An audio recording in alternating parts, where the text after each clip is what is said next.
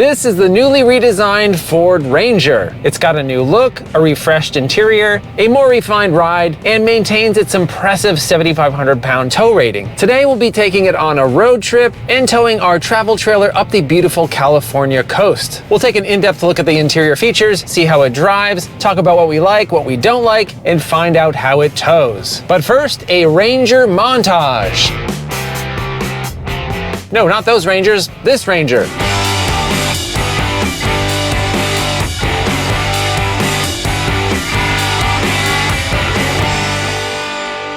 So after many years of auto manufacturers letting their aging midsize pickups soldier on with few changes, it finally seems like they all got the memo that customers wanted more modern options. The Chevy Colorado, Nissan Frontier, and Toyota Tacoma have all recently been refreshed, and Ford followed suit with the Ranger. And it was much needed. The previous Ranger came to the US as a 2019 model, but was far from a new design. It was an 8-year-old world market truck that already felt outdated the moment it hit our shores. But we've got a lot new here. The exterior design is all new, the interior is nicer and now has an optional giant infotainment screen. The ride quality has been improved and the bed has been reconfigured so it can now hold a 4-foot wide piece of plywood between the wheel wells. The previous one couldn't do that. But like the new Chevy Colorado, we now only have one cab and bed configuration, a relatively short bed along with a 4-door cabin. The new Ranger is a couple inches wider and it looks a bit more aggressive than before, but it maintains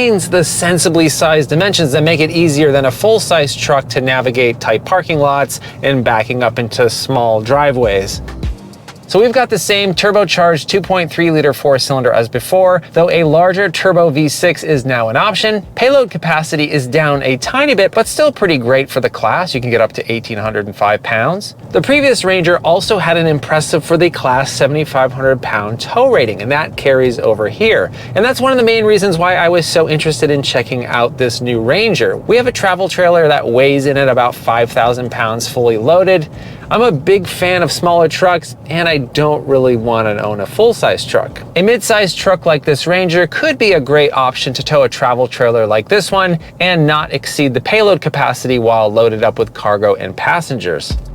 So this is the top of the line Lariat, and the less expensive XL and XLT trims are available. This is a simple but nice looking truck. It now has more of a baby F-150 look to it. No weird angles, no gimmicky swoops or creases, just nice lines and an overall handsome shape. And hey look, Ford still sells cars with this keypad entry. And this keypad looks almost identical to what you could get on Ford vehicles way back in the 1990s. I guess if it works, but definitely feels like a throwback.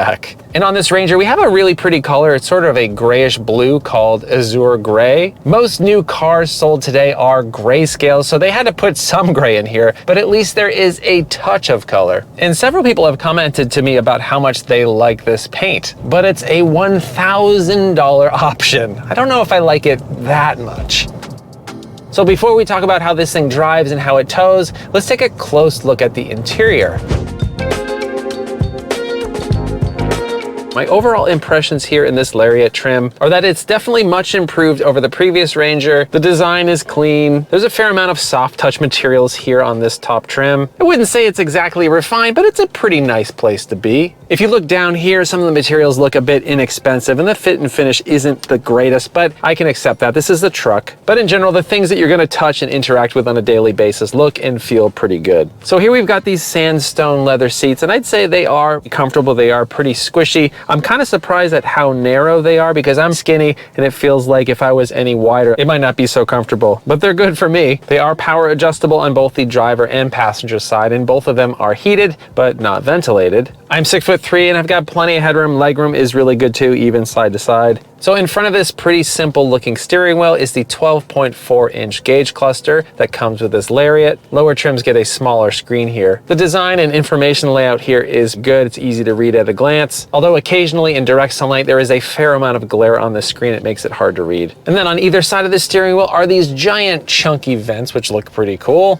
And this Lariat gets the larger 12-inch infotainment screen, which looks like a gigantic iPad glued to the dashboard. The positioning is a bit odd. Even though this dashboard feels very high, the positioning of the screen seems a bit low. The graphics and the layout here isn't my favorite, but it all works. You can do Android Auto and Apple CarPlay, and bonus, you can do it wirelessly here. So moving down a bit, you do have some physical controls for the HVAC system and for the stereo here, although these knobs do feel a bit cheap. And unfortunately, some of the climate control settings are only available on this screen. I think I'd prefer to have physical controls for all of this stuff. Just makes it easier to use without having to stare at a screen while you're driving. And moving down here to this center console, as I mentioned before, it feels a bit inexpensive, but it does seem like it would be pretty durable. It's got a very traditional gear selector, got a little storage space up here in front, a place to charge your phone, a couple USB ports, got a very nice squishy padded center console armrest, and inside there is a decent amount of space. Put some of your things or your kids' toys in there. Kind of smallish cup holders will hold a can or a bottle of water or some Sigma-jigs, which is good to know. And right down here is the drive mode selector. Select between normal, eco, sport, tow haul, or slippery. The button right there in the center is the Pro Trailer Backup Assist, which we'll talk about in a bit. Button down here to lock your rear diff. Moving on to the rear seat, you'll find that the materials aren't quite as nice as they are in the front, some scratchy plastics here and there, but it's decently comfortable. If you're on a long trip, you'll find that the seat is a bit flat back there. Also, no air vents, but there are a couple USB ports and an AC outlet, which could be pretty useful. You can fold the seat up to access some more storage or fold it forward, but I think a 60-40 split would offer a bit more flexibility, so somebody could sit back there while some of it's folded. And I got my kid's booster seat back there with plenty of space to spare. Rear-facing car seats might require you to move these front seats up a little bit to fit. But overall in the rear seats, the headroom and legroom is not bad for a mid-sized truck. So moving on to the bed, we have a very luxurious feature, a soft open tailgate. Fancy. And it's just about a 5-foot bed, and that's the only bed length option here. We do have spray-in bed liner, hooks, power ports, and a huge Ford logo on the tailgate. Looks like it could be a very useful bed, but it is kind of a bummer that a longer bed option is not available. Right back here, you got the tow hitch, 7,500-pound tow rating for every Ranger, which is very nice. All right, let's talk about safety real quick. All Rangers come with a basic suite of safety tech and driver assistance features. Collision warning, emergency braking, lane departure warning. And this Lariat trim gets more upgrades like intersection collision warnings, blind spot monitoring, auto reverse braking, lane keep assist, and adaptive cruise control. And the blind spot monitoring system can extend to a trailer when you're towing, which is pretty nice. But honestly, I feel like they should include all of these safety features on all trims. You shouldn't have to be any less safe just because you didn't opt for the top trim. Now we do have a pretty high dashboard here and a pretty high hood in the front. So if you're a bit on the shorter side, you might have to get your seat all the way up to be able to see over that. And thankfully we do have those parking sensors, which will help us determine if we're about to hit something or someone. And if we didn't have those, this vehicle is high enough that you might not see a child if they were standing right in front of the vehicle. The base engine here is the same turbocharged 2.3-liter four-cylinder as the previous gen Ranger, making 270 horsepower and 310 pound-feet of torque. A 2.7-liter turbo V6 is now also an option. You get the same tow ratings with both engines, so it just comes down to how much power you want. And keep in mind that the V6 will be a bit more thirsty. So I've experienced the V6 and the F-150, but I think the four-cylinder here is plenty powerful for this Ranger. Both engines run through a 10-speed automatic transmission, which shifts smoothly and never feels like it's hunting for gears or anything like that. Two-wheel and four-wheel drive are both options, and you can get a locking rear differential with either. So with this turbo four-cylinder, it does feel like there is a touch of turbo lag at lower RPMs when you're just taking off, but once it gets going, it shouldn't have any issues passing cars on the freeway or getting up to speed on the freeway. 0 to 60 miles per hour occurs in something like 6.5, 6.7 seconds, something like that. So it's plenty quick. And I've never had a chance to drive the previous Ranger, so I can't really compare the ride quality of this new one versus the old one, but a lot of reports say that it's much improved. But it is still a truck. The ride over broken pavement and expansion joints is still a bit bouncy, as you might expect. This does not ride like a car. When you're not towing, fuel economy with this 4-cylinder and 4x2 setup is rated at 21 city, 25 highway, and 22 combined, which seems decent for a mid-sized truck with this much capability. But this is a touch worse than the outgoing model, and it's not really that much better than a full-size truck.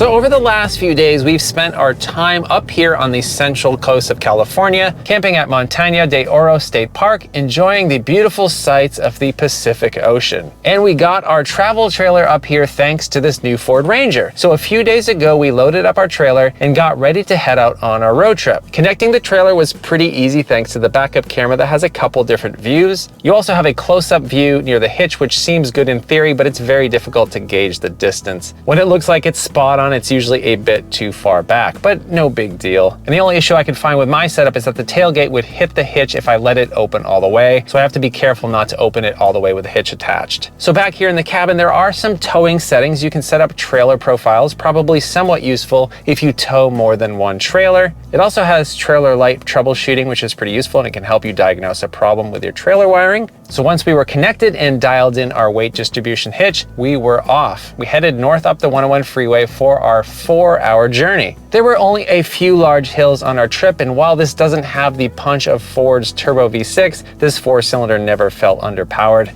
With 5,000 pounds of trailer behind us, it was easy enough to pass on the freeway without concern. But I will say this, there were a couple really steep hills on the freeway during our travels where it was struggling a little bit, but we were able to maintain the speed limit. And generally speaking, you will feel the trailer a bit more than you would on a full-size truck, but again, it never felt like it was moving the Ranger around. Braking is good too, and on some really long hills, the transmission downshifted as you would expect to slow us down with engine braking. One thing that I really like is the location of the integrated brake controller, easy to reach in the case of an emergency, and definitely a much better location than it was on the Chevy Colorado, which was hidden down low on the left side.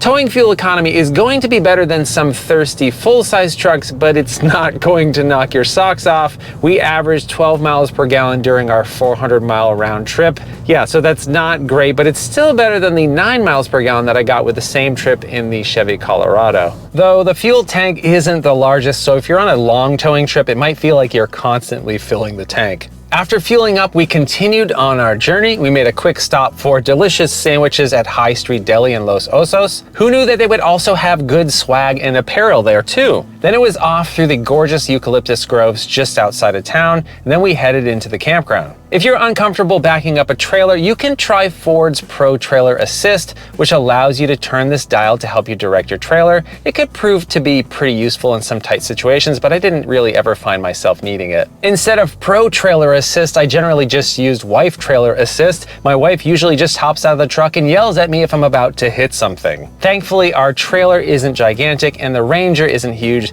so it's not too terribly difficult to get the trailer in the right spot. Once disconnected, I do really appreciate the sensible size of the Ranger. When we headed back into town, it didn't feel like I was driving a tank, and we still had plenty of space to fit everyone. Overall, I really like towing with the Ranger. It's got good power, good stability, and never really felt like the Ranger was out of its element. And it allowed us to experience this beautiful state park and its abundance of wildlife. We spent hours looking through tide pools, collecting rocks, exploring caves, going on hikes, finding sandhoppers, building driftwood houses, and then heading back to the trailer for a few rounds of taco versus burrito. Okay, let's talk price. The Ranger XL starts at just over 34 grand, including destination charge, a much higher starting price than the Colorado, Frontier, and Tacoma. This Lariat with the optional azure gray paint, locking diff, advanced towing package, keypad entry, spray and bed liner, and destination charge comes to $48,314. When it comes to competition, everything is now pretty closely matched. The Chevy Colorado also has a very high tow rating of 7,700 pounds. They are very comparable in terms of towing and features, though I did get slightly better towing gas mileage with this Ranger than I did with the Colorado. So what about the new Toyota Tacoma? In my opinion, it looks awesome, but the tow rating isn't quite as high with the Tacoma. You could also consider the Nissan Frontier, which also recently received a much needed refresh. The Frontier also has a decent tow rating, but I think I like the interior on the Ranger a bit better. So what's the verdict? The Ranger may not be entirely new, but they kept what was great, namely the engine and the impressive tow specs, and built on that with an improved interior and better ride quality. It's a much better truck than the outgoing Ranger, but it's also very expensive. The competition is now very good and also generally quite a bit cheaper. And when you're looking at the pricing of these Lariat trims, even a larger F-150 might seem like a better value. But at long last, the Ranger is finally a very good mid-sized truck, and it might just be worth it for someone that wants excellent capability without the large dimensions of a full-size truck. If you like this video and you want to see more like it, please consider subscribing and hitting that bell icon. And if you want to help support the channel, please buy a Hello Road t-shirt or hat at helloroad.tv/shop. Thanks so much for watching. I hope you're well, and I'll see you soon.